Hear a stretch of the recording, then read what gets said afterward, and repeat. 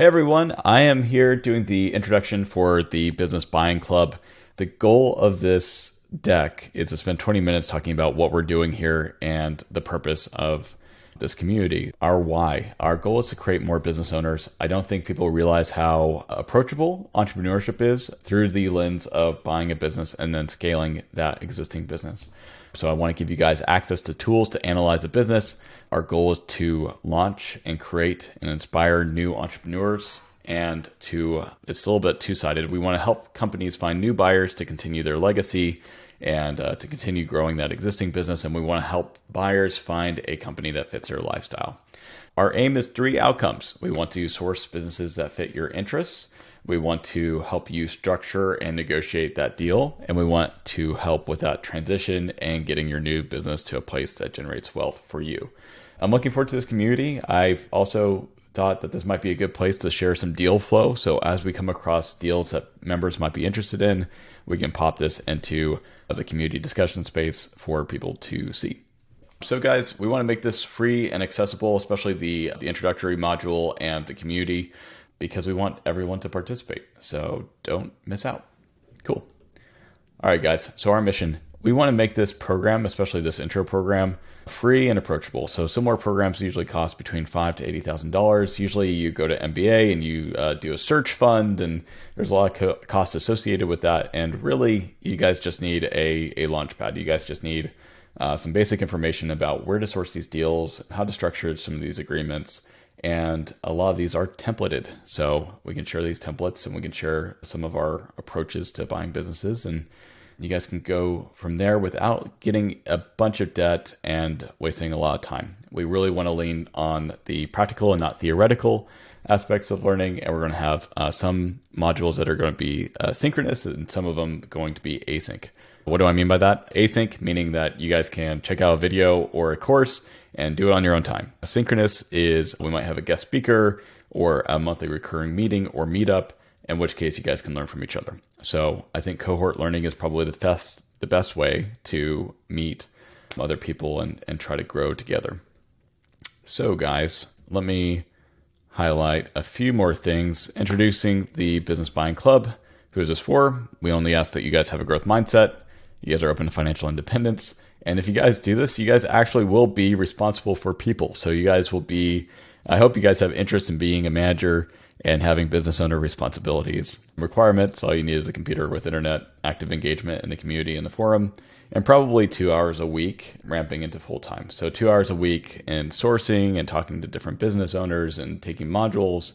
And then once you buy a business, that's a full-time job, you guys. So we're going to talk about what that looks like. Who the heck am I? I am a serial entrepreneur. I started several companies and I've bought several companies. So I started a company called Delegate It, which is an omni-channel kind of support engine behind VRBO and HomeAway, Airbnb properties. And then I helped launch Embark, which is a dog genetics company. And I'd like to do companies in parallel. So at the same time, launching Support Ninja, which is a international hiring, training, and managing company. It's an outsourcing company that has thousands of people around the world working for some of the biggest tech companies in the United States. That's how I got my start. After that, I launched Operator Equity, and we started buying different businesses to launch essentially a mini family office or venture studio, which is something that we'll talk about later on and something that you guys can do as well.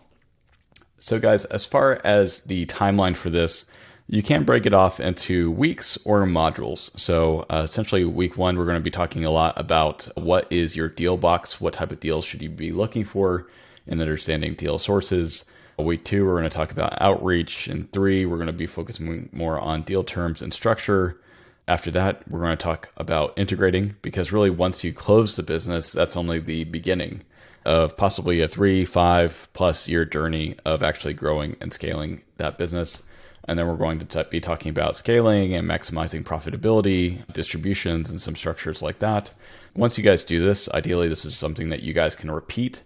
So once you go through like the deal process, you guys might find that one business is enough. You guys might find that you might want to roll up some businesses, or you guys might find that you want to launch your own venture studio like Operator Equity and start buying and investing in really cool businesses. So this is going to be breaking out the different modules. So module number 1 is talking about what are some of the different reasons why someone might buy a business versus starting a business from scratch.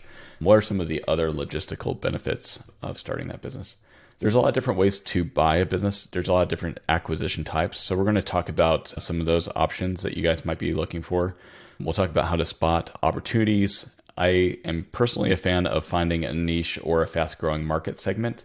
In some ways, that's more important than specifically which business you pick. And there's a big part of that also as to what are your unique skill sets and who is going to be on your team. What you need to know first at this first module, we'll just talk about from like a beginner's mindset, what are some things that you should know whenever you're setting out to do this journey. Setting the stage. So at this point, guys, we're going to be talking about what are some things that you need to have prepared before doing initial outreach. What are some ways that you can help build, I'm going to call it your internal and external team. So your internal team is going to be the people that might be helping you buy the business. It might be a business partner. And then your external team, this is going to be your lawyers, accountants, and advisors that are going to help you with deal structure and negotiate the deal terms.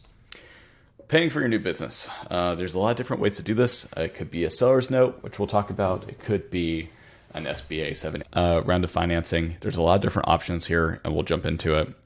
And then we'll talk about how to assess a business's value, which is something that is actually subjective and something that could be something that you can negotiate and try to find the right dials of value, essentially. Finding the one, where to look for businesses. Here we're going to talk about what are some things to look for as far as the evaluation and the due diligence and the research aspect of this. And then finally, how do you approach them? Being asked by someone if your business is for sale is personally, I find it to be a compliment. A lot of people are really excited that you're excited about their business and that you see the potential for their business as well. Next is checking the details. We're going to be talking about due diligence. We're going to be talking about assessing financial health, technical due diligence, if that's relevant, the legal paperwork that's involved, reps and warranties, and how to make sure that you're assessing the business operations accurately. Just because a business is being ran one way, whenever you become a business owner, you might decide to implement different practices or implement other strategies, and there's costs associated with that. And so the economic equation of that company might change depending on which path you take. Module number 5 is going to be talking about making a deal, how to value, talking the price, sealing the deal, and then creative financing. And then module number 6 is going to be talking about paperwork and process. And then number 7 is going to be talking about how do you merge the two businesses together? How do you plan for the future? I personally implement EOS, which stands for the Entrepreneur Operating System, in each of my different businesses. And that's one of the ways that I provide value really early on. I'm really big on focusing on the people aspect of it. I take it very personally as a business owner as to the employee experience that I'm shaping for the companies that are coming together. And so we're going to talk about cultural differences and how to make sure that you understand where one company might be playing really strong and where you might be coming from, and then assessing which way to go as you move through the different departments. And then ultimately, how to measure success, how to make sure that you made the right choice. So guys, I do have a podcast, so I will be sharing some real stories as to other people's successes. We'll also talk about some tools and some templates that you guys can take with you. So guys, that is mostly it. If you guys have any questions, please drop down in the comments. But that is the beginning and the introduction for this course. So cheers. I'll see you guys inside the community.